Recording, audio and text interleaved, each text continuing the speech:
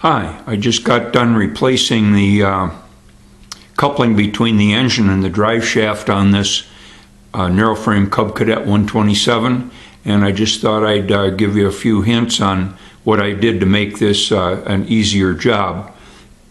The coupling that I'm talking about is this one right here, and it's 1.5 inch long dowel pin. The adapter that was in this particular tractor is this one, and I was going to just mill a new slot at 90 degrees, and then I discovered this thing is hard as a rock. Well, this one doesn't look like it's worn too bad, at least on this side.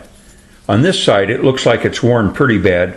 It's shiny because I tried to grind off some of the hardness to see if it was just case hardened, but I couldn't grind through it. But at any rate, the problem is, and I don't know if you can see it, but actually on the inside here, it's worn really deeply, and that's because the pin that came out of there was too short, and you can see it's pretty badly worn too. Compare that pin with a new one, and you can see that it was definitely too short. There, by what, 1/4 inch.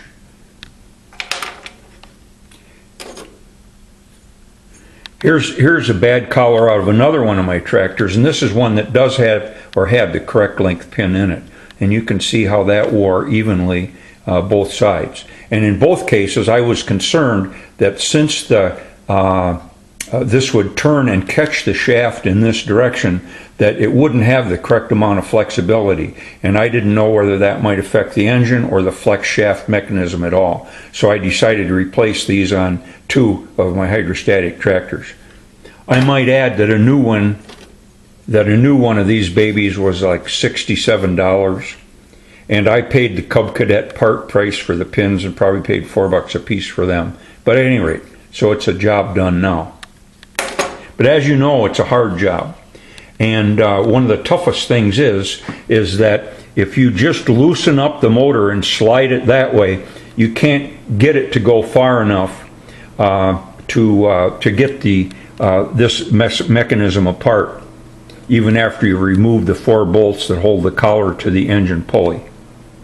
So what I ended up doing, I had to do 2 things. One was I removed the muffler and this cover plate here, I don't know, air shroud or whatever it is, and that gave me another probably 3/8 of an inch, but it still wasn't enough. So I had to go back into the tractor here and take the flex shaft apart. Well, that's almost impossible to do without taking the the whole back end off the tractor.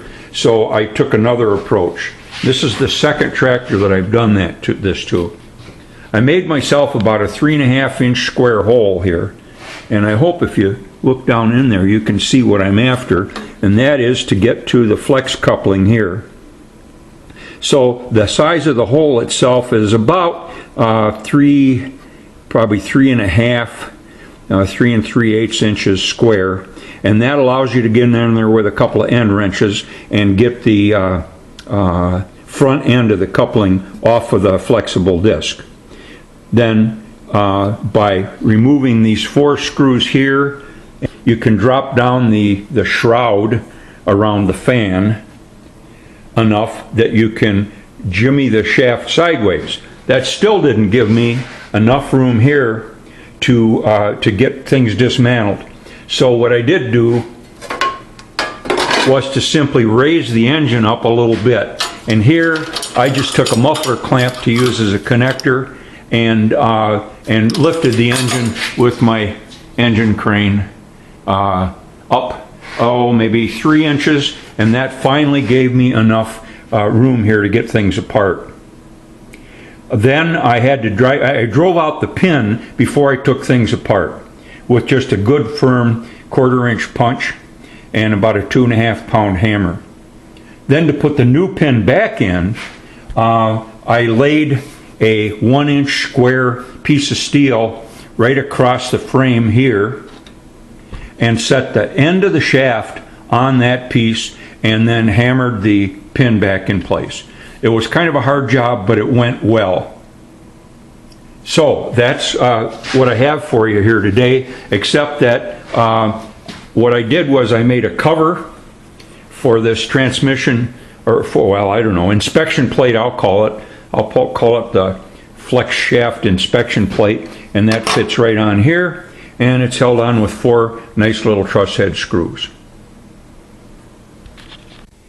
One other thing I had to do in order to get the fan shroud to come down far enough, I had to remove the cotter pin that you see pretty much in the center of the picture, which holds that shifting lever onto the arm on that shaft.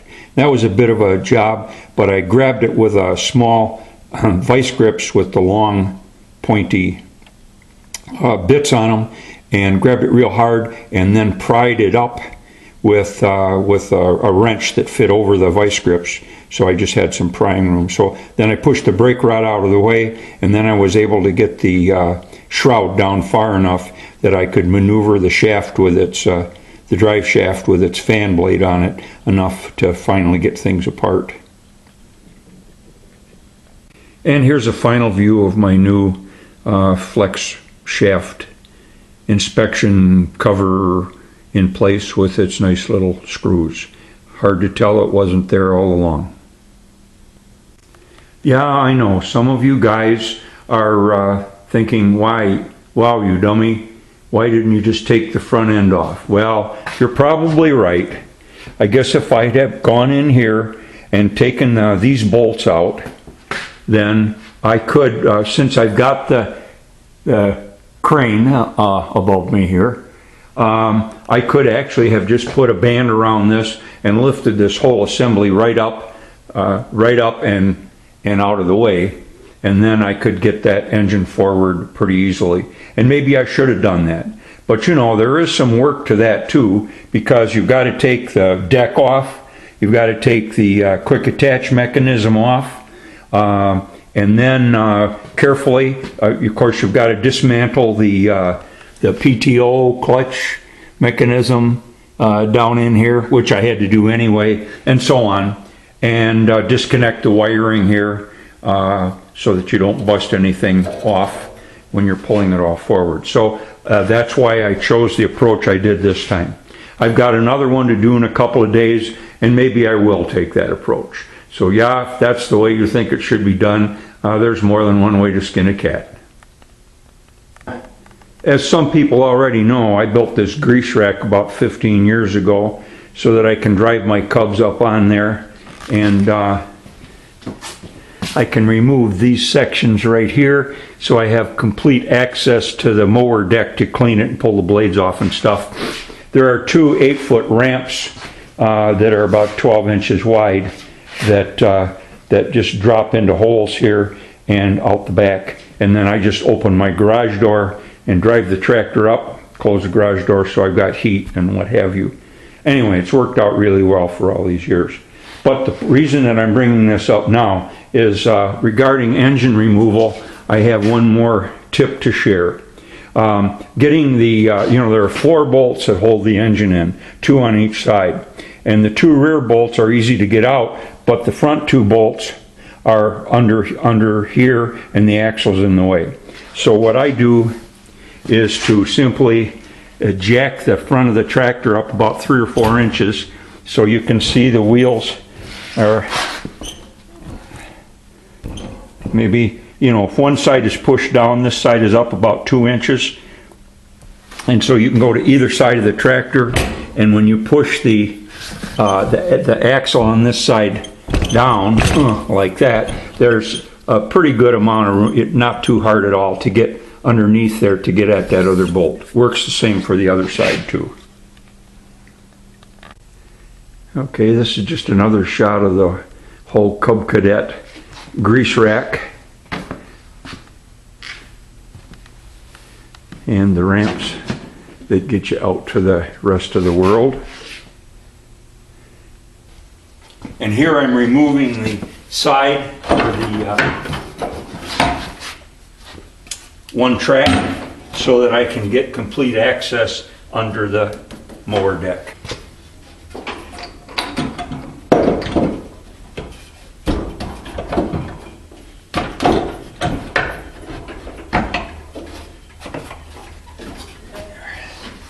Okay, and so there are 2 pins in here that latch in place, and it works great.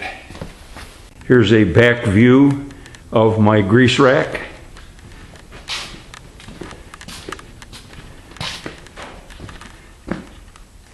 And there it is, kind of from one side. So here's another view of the grease rack, and a couple of years ago I added this bolt winch here, because now and then something will go wrong with the tractor that I can't start it. So all I have to do is to push it up to the base of the ramps and then hook this nylon rope to the tractor someplace and then crank, crank, crank, and up it comes.